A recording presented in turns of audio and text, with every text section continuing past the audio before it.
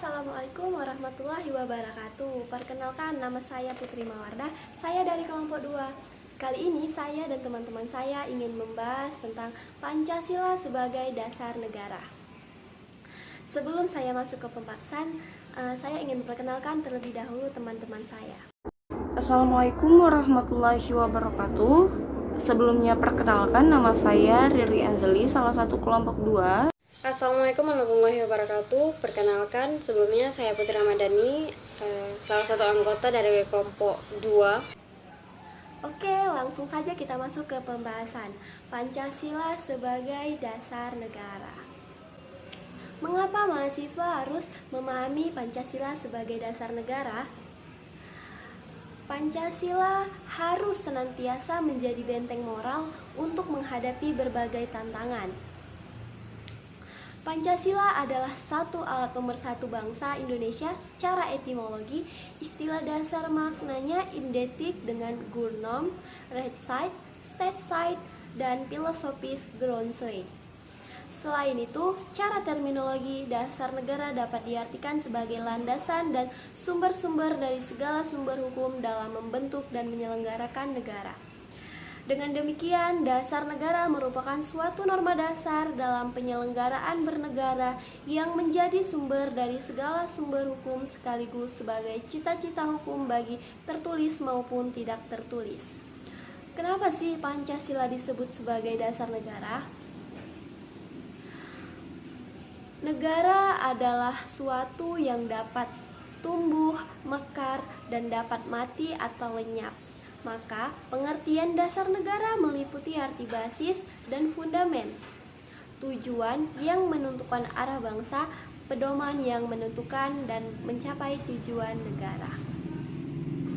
Dalam kedudukannya, Pancasila sebagai dasar negara menentukan bahwa Indonesia adalah negara yang menjadi pendukung antara Tuhan, manusia, persatuan rakyat, serta adil yang merupakan penguat dasar negara. Ada 9 fungsi Pancasila dijadikan sebagai dasar negara. Yang pertama, sebagai dasar negara Kesatuan Republik Indonesia, dapat diartikan sebagai dasar falsafah atau filosofi negara sehingga digunakan untuk mengatur pemerintahan negara. Yang kedua, sebagai pandangan hidup bangsa Indonesia. Ini berperan dalam kehidupan sehari-hari, sebagai petunjuk kehidupan sehari-hari. Yang ketiga, sebagai kepribadian bangsa Indonesia, yaitu suatu sikap mental dan tingkah laku yang mempunyai ciri khas sehingga mampu dibedakan dengan bangsa lainnya di seluruh dunia.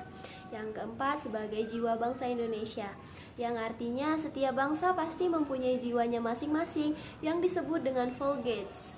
Yang kelima adalah sumber dari segala sumber hukum, sebagai pandangan hidup, kesadaran, dan cita-cita hukum beserta cita-cita moral yang meliputi suasana kejiwaan serta watak bangsa Indonesia. Yang keenam, sebagai perjanjian luhur bangsa Indonesia.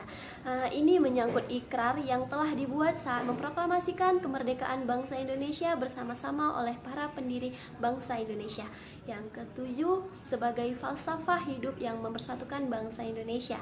Di sini Pancasila merupakan sarana atau alat yang sangat ampuh untuk mempersatukan bangsa Indonesia agar tidak terjadinya penyebab masyarakat majemuk dan multikultural. Yang kedelapan, sebagai cita-cita dan tujuan bangsa Indonesia. Cita-cita bangsa Indonesia termuat tegas dalam pembukaan Undang-Undang 1945. Cita-cita itulah yang kelak akan dicapai oleh bangsa Indonesia. Yang kesembilan, sebagai ideologi bangsa Indonesia. Dapat diartikan sebagai visi atau arah penyelenggaraan kehidupan berbangsa dan bernegara di Indonesia dengan terwujudnya suatu kehidupan yang menjunjung tinggi ketuhanan, kemanusiaan, kesadaran akan kesatuan berkerakyatan, dan menjunjung tinggi nilai keadilan termasuk keadilan sosial. Sekian pembahasan dari saya sebagai pemateri pertama dan akan dilanjutkan oleh pemateri kedua yaitu Riri Anzeli. Baik, penjelasan berikutnya masih tentang Pancasila. Pancasila dilambangkan dengan burung Garuda. Nah, burung Garuda memiliki arti dan makna tersendiri. Yang pertama, burung Garuda menurut cerita kuno adalah salah satu kendaraan Dewa Wisnu yang menggambarkan kendaraan yang kuat dan besar. Dan yang kedua, warna burung Garuda adalah warna kuning yang menggambarkan kekuatan dan kejayaan. Dan yang ketiga, burung Garuda adalah burung yang gagah dengan paruh, sayap, dan cakar yang menggambarkan kekuatan dan tenaga pembangunan. Dan yang keempat, bulu burung Garuda menggambarkan hari kemerdekaan Indonesia, yaitu 17 Agustus 1945. Mengapa demikian? Perlu kita ketahui bahwasannya bulu pada sayap burung Garuda masing-masingnya berjumlah 17 helai, di bagian ekor berjumlah 8 helai, dan di bagian leher berjumlah 45 helai. Bagaimana sih kedudukan Pancasila sebagai dasar negara? Nah, kedudukan Pancasila sebagai dasar negara tertuang dalam Undang-Undang Dasar 1945 pada alinea keempat yang berbunyi, maka disusunlah kemerdekaan Indonesia itu dalam suatu Undang-Undang Dasar Negara Republik Indonesia yang terbentuk dalam suatu susunan negara Republik Indonesia yang berkedaulatan rakyat dengan berdasarkan kepada ketuhanan yang Maha Esa, kemanusiaan yang adil dan beradab, persatuan Indonesia, kerakyatan yang dipimpin oleh hikmat kebijaksanaan dalam permusyawaratan perwakilan, serta dengan mewujudkan suatu keadilan sosial bagi seluruh rakyat Indonesia. Nah, jadi kedudukan Pancasila itu sangat penting untuk dijadikan pedoman bagi warga negara Indonesia. Baik, penjelasan berikutnya akan dijelaskan kepada Putri Rahmadani. Kepada Putri Rahmadani kami persilahkan dengan segala hormat. Penerapan Pancasila dalam kehidupan sehari-hari. Makna dan fungsi Pancasila haruslah diketahui oleh setiap warga negara Indonesia, yang mana berkebangsaan tentunya Indonesia. Kenapa? Karena setiap warga Indonesia bila tidak mengetahui makna dan fungsi sila dalam kehidupan sehari-hari, maka Pancasila itu hanya dianggap sebagai slogan semata, yang mana fungsinya tidak begitu berpengaruh terhadap kehidupan sehari-hari. Saya akan menjelaskan contoh-contoh penerapannya dalam kehidupan sehari-hari. Yang pertama, ketuhanan yang Maha Esa. Pada sila pertama sangat menjelaskan bahwasanya setiap manusia atau setiap warga negara Indonesia memiliki kebebasan untuk menyembah apapun sesuai dengan agamanya, sesuai dengan ajaran agamanya.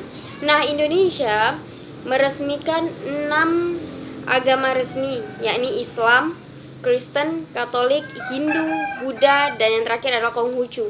Nah, bagi setiap warga negara Indonesia boleh menyembah apapun yang dia inginkan yang sesuai dengan agamanya, tentunya yang resmi oleh Indonesia. Nah, contoh-contoh penerapannya bagaimana? Yaitu dengan beribadah, berdoa, serta menghormati antar pemeluk sesama agama ataupun antar pemeluk agama yang lain. Nah, sila kedua adalah kemanusiaan yang adil dan beradab. Ini menjelaskan bahwasanya setiap manusia harus saling membantu, terkhususnya warga negara Indonesia. Karena makna dari kemanusiaan yang adil dan beradab adalah saling membantu satu sama lain dan tidak memilih dalam bergaul, berteman, dan juga untuk mendapatkan relasi. Tidak hanya sebatas kasta yang memisahkan, tetapi sistem ini tidak digunakan. Sila ketiga, persatuan Indonesia. Nah, di sila ketiga ini mencerminkan adalah budaya saling membantu yang sangat erat. Contohnya adalah mencintai dan memakai produk asli negeri sendiri. Ini merupakan persatuan Indonesia. Kenapa bisa disangkut pautkan dengan persatuan Indonesia dengan membeli barang-barang kita sendiri? Karena bila Indonesia mencintai negaranya, bila setiap warga mencintai negaranya, maka kita akan memakmurkan negara kita sendiri. Dengan membeli produk-produk dalam negeri, kita akan membantu ekonomi Indonesia menjadi lebih baik. 4. Kerakyatan yang dipimpin oleh hikmah kebijaksanaan dalam permusyawaratan dan perwakilan. Sila keempat menjelaskan tentang bagaimana pentingnya untuk kita semua agar saling bermusyawarah bila ada terdapat suatu masalah, baik itu di dalam lingkungan keluarga, teman, guru, mungkin dalam lingkungan formal lainnya seperti kantor, di pejabat-pejabat daerah, tempat-tempat yang mungkin mengharuskan kita untuk musyawarah dalam menyelesaikan sesuatu. Ini sangat penting karena bermusyawarah dan berdiskusi, jika warga negara Indonesia menerapkan ini dalam kehidupan sehari-harinya, maka konflik yang terjadi sesama manusia di Indonesia akan berkurang. Nah, ini akan jadi lebih baik karena Indonesia akan saling menghargai, saling mencintai satu sama lain. Sila kelima, keadilan sosial bagi seluruh rakyat Indonesia. Ini mencerminkan budaya adil negara Indonesia, budaya tidak timbang pilih atas kasta, ras, suku, warna, dan lain halnya. Sifat adil haruslah ada di setiap warga negara Indonesia. Tentunya karena kita memiliki Pancasila, yang mana Indonesia memiliki ragam ragam budaya yang memang mengharuskan kita untuk menjadi satu.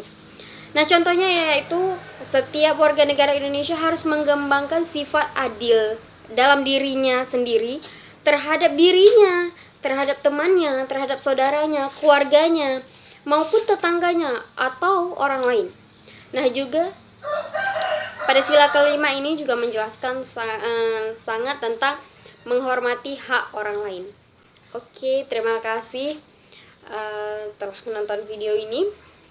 Apabila terdapat kesalahan kata, baik dari saya sendiri maupun teman saya sebelumnya, saya mohon maaf.